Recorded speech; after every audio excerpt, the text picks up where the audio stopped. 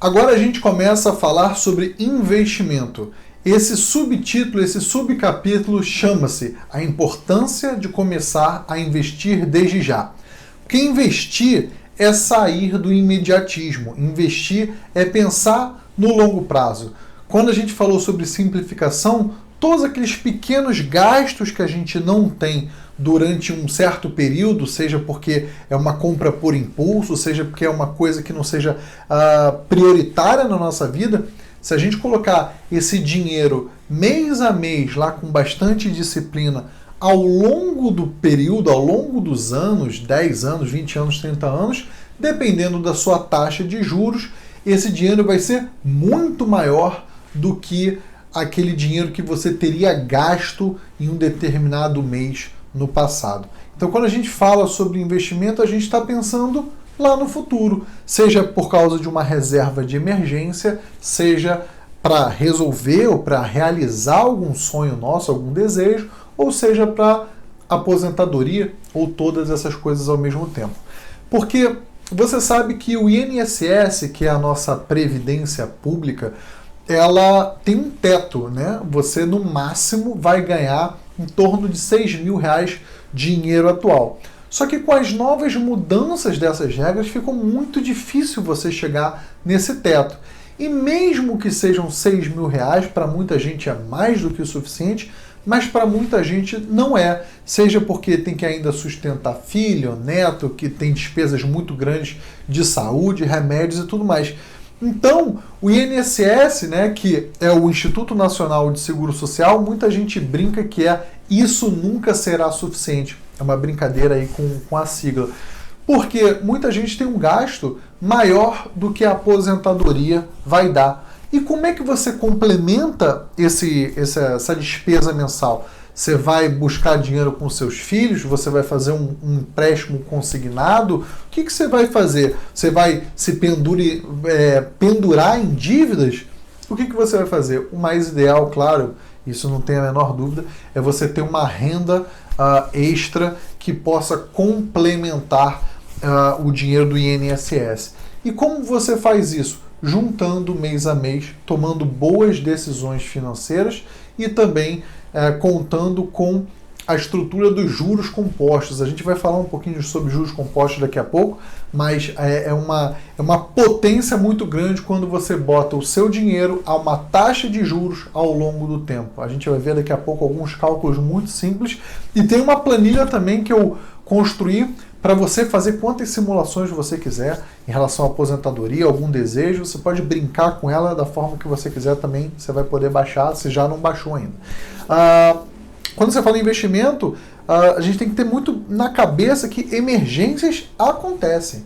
Você bate com o carro, seu filho quebra o braço, você perde o emprego, caiu um pedaço da parede da sua casa, a televisão pifou.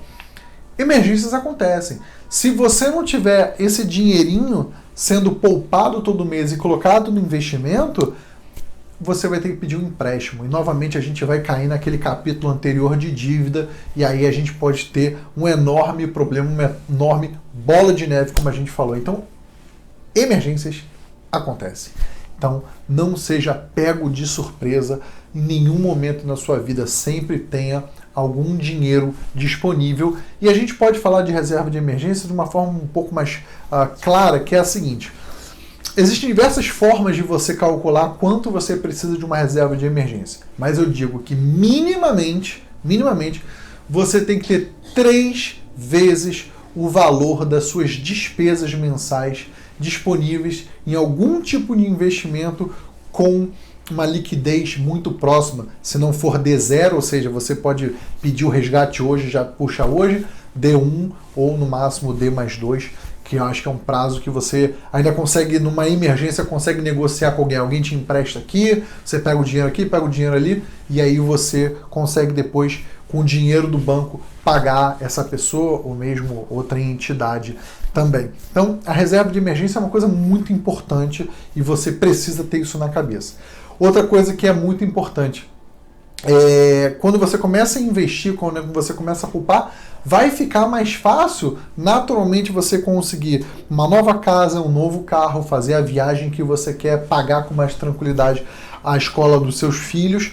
Então, quando você começa a investir, você ganha uma amplitude muito grande. Isso é muito bacana e você tem que botar isso na cabeça. Investir é sair do imediatismo, é pensar no futuro.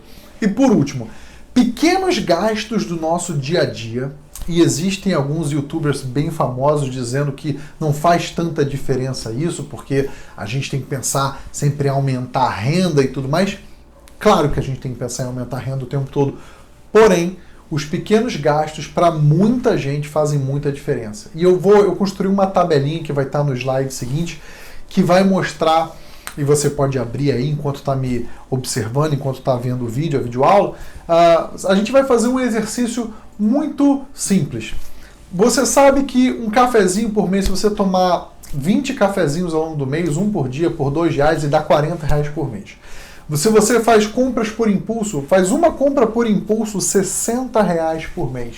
Se você faz lanches fora de casa, não muito bem programados, eu vou dizer que você gastou R$100 por mês.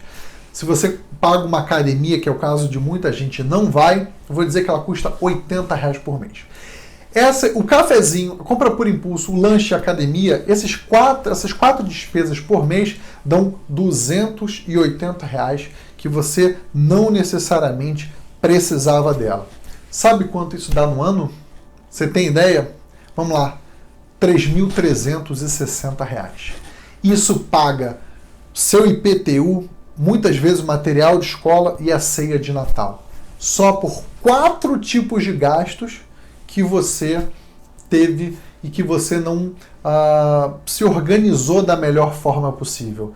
São apenas 4 gastos, eu estou dizendo que são R$280, R$200, R$240, R$100, mesmo que fossem R$100 que você compre por impulso alguma coisa, são R$1.200 no final do ano. Já é um dinheiro que já te dá um pouco mais de tranquilidade para algumas coisas no futuro. Então pense muito bem na hora de você fazer certas despesas. Como eu falei lá atrás, simplificação. Será que eu preciso pagar isso exatamente agora? Muitas vezes a resposta é não. Na próxima aula a gente vai continuar falando sobre o poder do investimento. Até lá!